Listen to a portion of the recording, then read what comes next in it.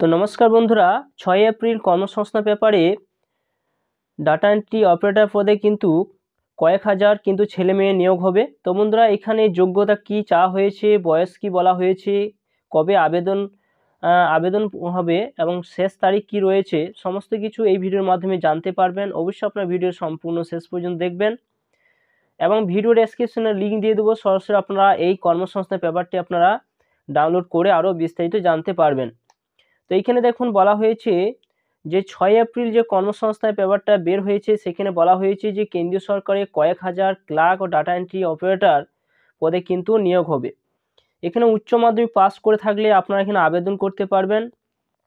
এখানে বলা হয়েছে কেন্দ্রীয় সরকারের বিভিন্ন মন্ত্রক, বিভাগ, অফিস কাজের জন্য lawyer, division clerk, junior secretary, assistant data entry operator পদে কয়েক হাজার ছেলে মেয়ে নিয়োগ হচ্ছে। যে কোনো শাখায় উচ্চ মাধ্যমিক পাস ছেলেমেয়েরা, আপনারা এই যদি কম্পিউটারের একটা নলেজ থাকে তাহলে কিন্তু আপনারা এখানে আবেদন করতে পারবেন। অথবা ইংরাজি টাইপিংয়ে মিনিটে অন্তত 35টি আপনাদের শব্দ তোলা গতি থাকলে কিংবা প্রতি ঘন্টায় 10,500 কি ডিপ্রেশন গতি থাকলে লয়ার, ডিভিশন ক্লার্ক এবং জুনিয়র সেক্রেটারিয়েট অ্যাসিস্ট্যান্ট পদের জন্য আপনারা আবেদন করতে পারবেন।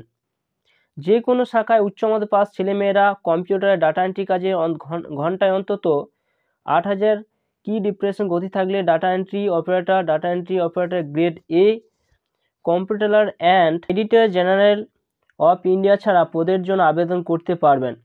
অঙ্ক অন্যতম বিষয় হিসাবে নিয়ে সায়েন্স শাখায় উচ্চ মাধ্যমিক পাস ছেলেমেয়েরা কম্পিউটার ডাটা এন্ট্রি কাজের ঘন্টায় অন্তত 15,000 কি ডিপ্রেশন গতি থাকলে data entry operator grade A এবং computer and editor general of India, minister of consumer affairs, food and public distribution, minister of culture পদের জন্য আপনারা আবেদন করতে পারবেন।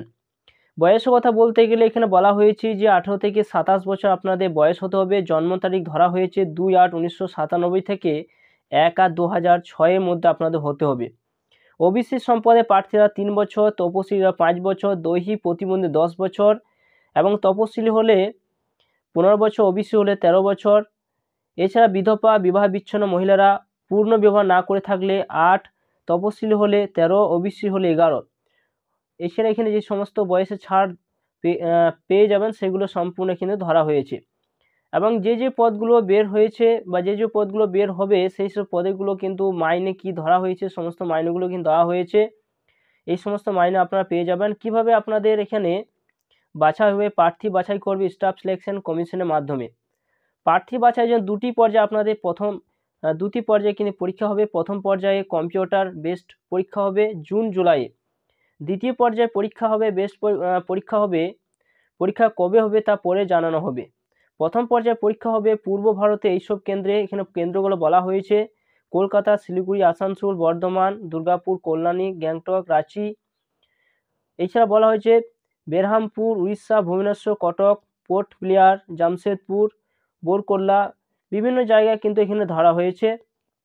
তো বন্ধুরা, আবেদন কখন হবে এবং এখানে আবেদন লাস্ট ডেট কি ধরা হয়েছে, তো দেখুন এখানে বলা হয়েছে এখানে পরীক্ষা সংক্রান্ত আরও বিস্তারিত তথ্য পাবেন আপনারা এই ওয়েবসাইটের মাধ্যমে www.ssc.nic.in।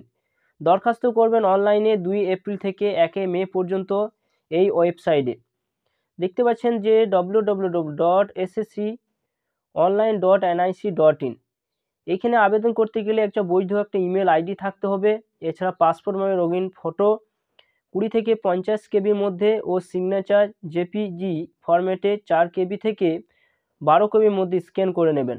প্রথমে ওপর ওয়েবসাইট গিয়ে যাবতীয় তথ্য সাবমিট করলে নাম রেজিস্ট্রেশন হয়ে যাবে। তখন আপনার থেকে রেজিস্ট্রেশন নাম্বার তৈরি হয়ে যাবে। তখনই ওই রেজিস্ট্রেশন নাম্বার প্রিন্ট করে নেবেন। এবার পরীক্ষা ফি বাবদ 100 টাকা এসবিআই চালান, নেট ব্যাঙ্কিং, ক্রেডিট কার্ড বা ডেবিট কার্ড মাধ্যমে আপনার জমা করতে হবে। মহিলা, তপশিলি, প্রতিবন্ধী, প্রাক্তন সমরকর্মীদের ফি লাগবে না। আরও বেশ তথ্য পাবেন ওই ওয়েবসাইটের মাধ্যমে। তো আপনারা ওই ওয়েবসাইটের মাধ্যমে আপনারা কিন্তু আরও সম্পূর্ণ কিন্তু আপনারা জানতে পারবেন। ওই ওয়েবসাইট আপনারা ভিজিট করলে আরও সম্পূর্ণ বিস্তারিত কিন্তু জানতে পারবেন যে কিভাবে কি আপনাদের আবেদন করতে হবে। তো বন্ধুরা, এই ছিল কর্মসংস্থানের পেপারে কাজের আপডেট। তো আপনারা অবশ্যই ভিডিও সম্পূর্ণ দেখলেন। ভিডিও যদি ভালো অবশ্যই লাইক করবেন, চ্যানেলটা অবশ্যই সাবস্ক্রাইব করে রাখুন, পাশে থাকা বেল আইকনটি অবশ্যই আপনারা প্রেস করে রাখবেন। তো থ্যাংক ইউ বন্ধুরা, সকলেই ভালো থাকবেন।